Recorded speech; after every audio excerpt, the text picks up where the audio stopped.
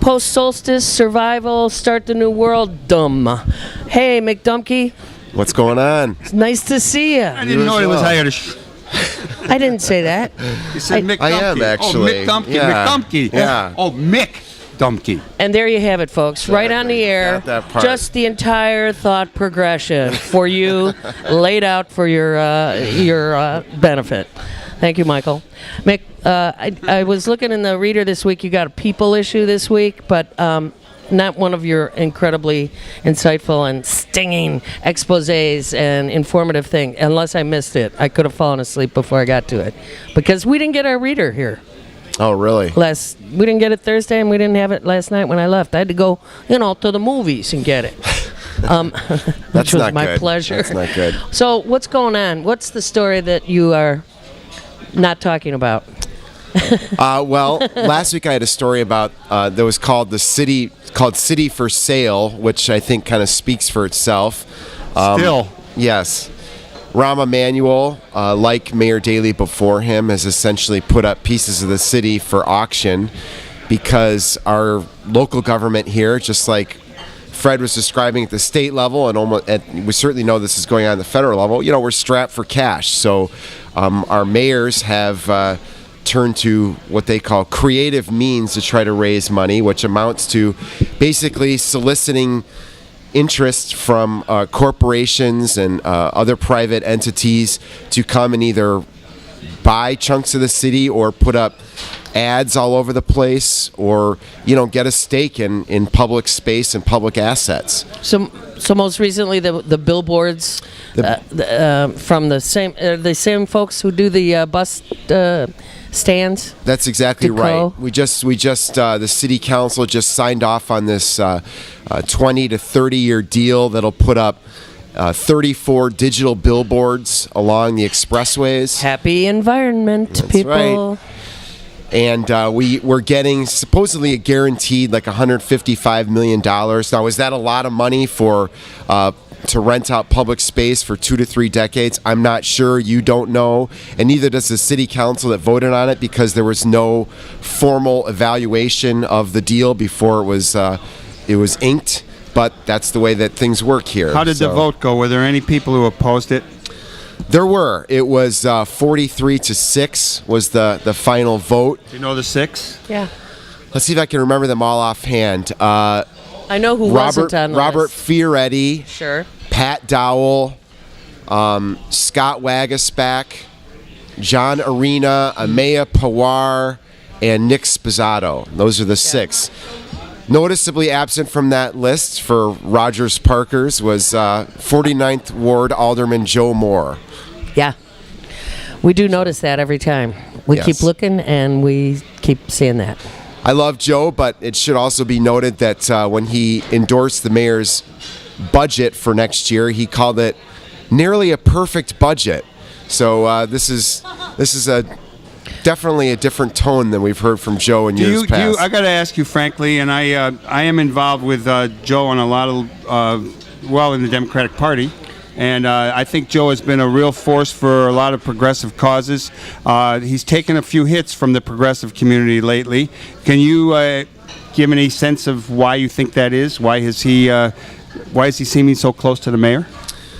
Well, he would tell you that he thinks that this mayor does business differently, and that he's more forthright about his policies, that he's got a more realistic budget plans and these sorts of things. I think you've seen, I actually think the answer is sort of looking a little bit south. What you saw with Helen Schiller after 20 years in office, she became an ally of Mayor Daley's, and she, I think frankly it was because she wanted to get her Wilson Yard project done. She wanted to get Target in there. Mm-hmm. I think Joe has gotten to the point, candidly, where he's just kind of tired of being the opposition, and he wants to kind of try to see if he can get things done by being closer to the mayor for a while. I think that's a fair assessment. I think that you get worn down.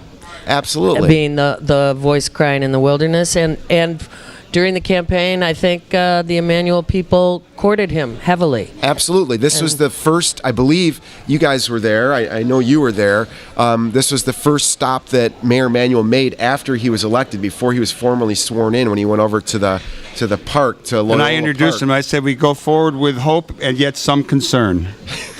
And no one of power that was an accurate listening. assessment. No, Joe and the mayor were actually talking when I introduced the meeting.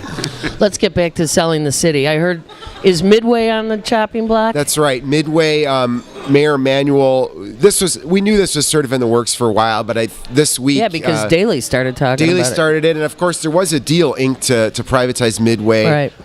that fell through because the private entities couldn't come up with the funding after the crash a few years ago.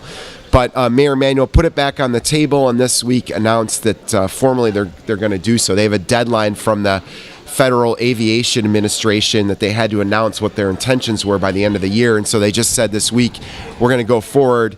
And they're saying that this is going to be different from the way Mayor Daley did it. Instead of 75 or 99 years, they want to try to do it for 40 years and say instead of just simply an upfront payment, they want to get a share of the revenues along the way, both of which are probably good ideas. We'd rather that a 40-year deal than 99? Yes, yeah. and I think most importantly that we not just get a bunch of money up front that we're tempted to turn around and spend right off the bat, which is what happened with the parking meters and the Skyway and the parking garage lease deals and all that kind of stuff. So yeah, but it does mean that whatever entity takes over Midway, they are in charge of the quality of the jobs and the pay and all of that sort of thing. Do unions get cut out?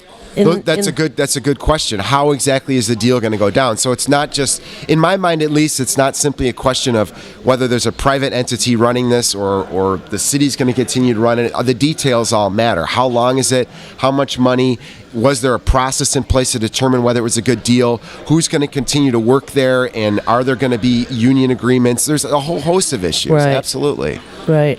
And we don't know. To answer your question directly, we don't actually know what the details are yet. Okay. I had listed in the promotion for this that we were going to talk about a number of things, so I'm going to fire a few questions at you. Sure. What's going on with our police department? We have a rash of killings in our city.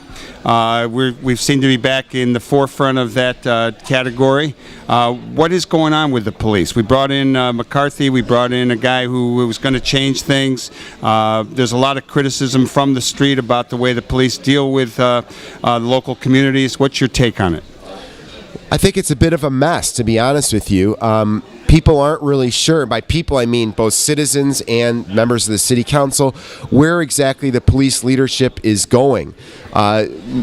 Gary McCarthy, the police chief, has said that he wants to go back to traditional beat policing, where officers are actually assigned to one area. They're not shifted around all the time as they have been for quite a while, actually, which I think is actually a good idea. Citizens like the idea of getting to know the officers, and certainly in areas with a high amount of violence, open-air drug markets, it's a much better idea to have police officers know the community than being unable to distinguish between the guy who's out there selling heroin and the kid who's walking to school, right. Which is what happens when you move police officers around a lot. Now, that said, how are we going to do it? That's the kindest description I've ever heard of what essentially we suffered from for in my entire life, which is the racism of Chicago police. Well, and I think it's I'm being very fair here, but it's like, because I also have gone to ride-alongs with the police. I know what they're up against. We ask them. Changed. We ask them to take on all sorts of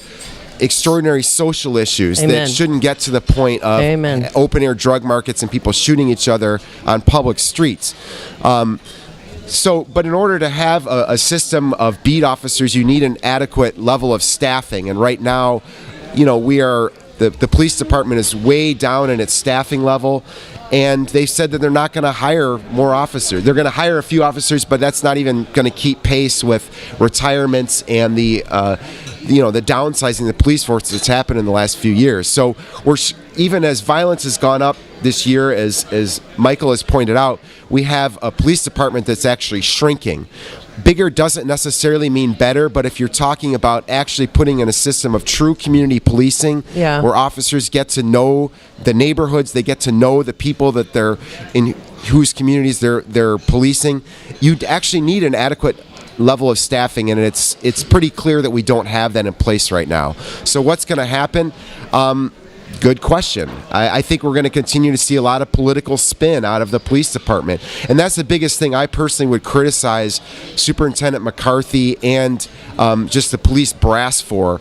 I don't think the violence is entirely something that they can just deal with themselves. We're talking about, again, schools, federal drug policy, economic policy, Rust Belt economic policy going on for decades.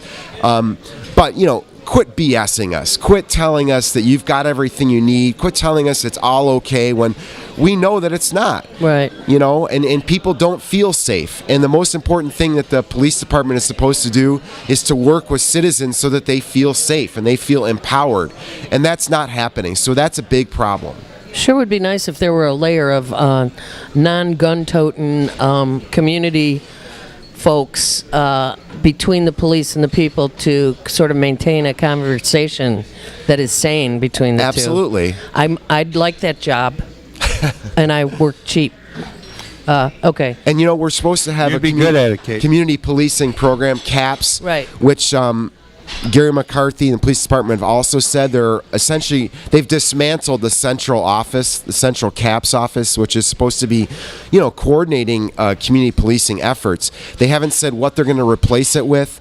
At this point in time, CAPS meetings in the districts are still continuing, but even the leaders of those efforts don't know where it's going. Mm-hmm. The first of the year is rapidly approaching, and people aren't even sure what's the future of the CAPS program is going to be. Yeah. Uh-huh. So that's another big thing. The signature initiative, that the face of community policing Chicago is being dismantled, and we don't know what's coming next. So to me, that's another symbol of where things are. Yeah.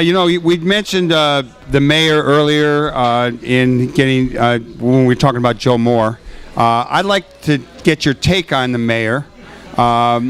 And this is a broader question because a lot of people say that he has his own financing. He's not relying on certain other people, but he seems to be siding with people with money. He took a big beating from the Chicago Teachers Union. He still is pushing the charter schools. Can you talk a little bit about the mayor, schools, the CTU? All right. Well, lots of issues there. Yeah. Well, first of all, I would point out this. We've called it the Mayor's Millionaire Club.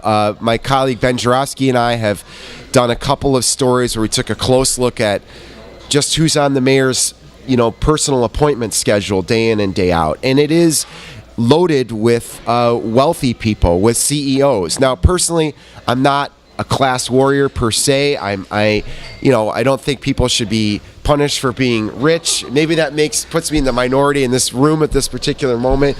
But that said, where is everybody else on his schedule? Where are community leaders? Right. Where is the middle class representation, for that matter? The picture that emerges is of a mayor who doesn't leave this small circle of advisors very often, and that's troubling because that's who most of Chicago is: the middle class, the working class, the lower class, and it doesn't appear that he has very regular contact with them. So how can we expect that he's going to be very proactive about addressing issues that affect our lives? Right.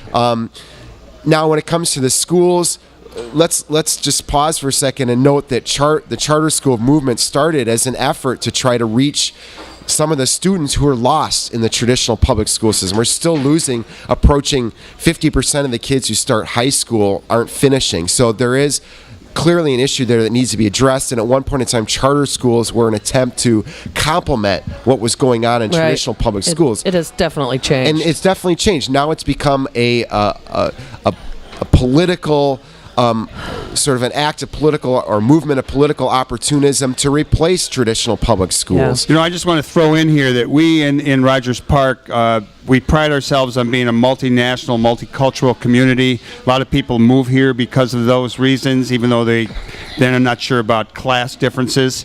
But we had what I would say were basically sort of integrated schools compared to a lot of other ones. When one of the new charter schools came in, they pulled 500 mostly Latino kids out of the schools. And it's really an issue that all of the public school principals are really concerned about, and we want to pursue it further on this show. But it kind of breaks my heart that this is happening when we're moving forward in this community, and now we have a Latino charter school, basically. Yeah, I mean, I totally agree with you, Michael. I mean, I think, and you're seeing that in places all over the city where charters are pulling from neighborhood schools. And, you know, in order to get a student into a charter school, there's a bar to entry in a certain level, and that is, at the very least, parental involvement. And so if we agree that as a society we still want to educate everybody, which I certainly hope that we agree on, we want especially to make sure that we're giving a first-rate education to kids who don't have advantages at home, including parental involvement. Right. So right now you're sort of setting up a multi-tiered system with the way this is playing out. My biggest concern is that there appears to be absolutely no rhyme or reason to how charter school contracts are awarded, to where they're going, to who's getting to operate them, aside from the fact that they are people who know how to work the system. And the charter school you're talking about here in Rogers Park, of course, is an UNO charter school. Right. Let's give them credit for, first of all, recognizing that there is a growing Latino middle class who is clamoring for more educational opportunity. And so I commend Juan Rangel, the CEO, and UNO for recognizing that and trying to do something about that. Now, that said, you know, this is a guy who knows how to work this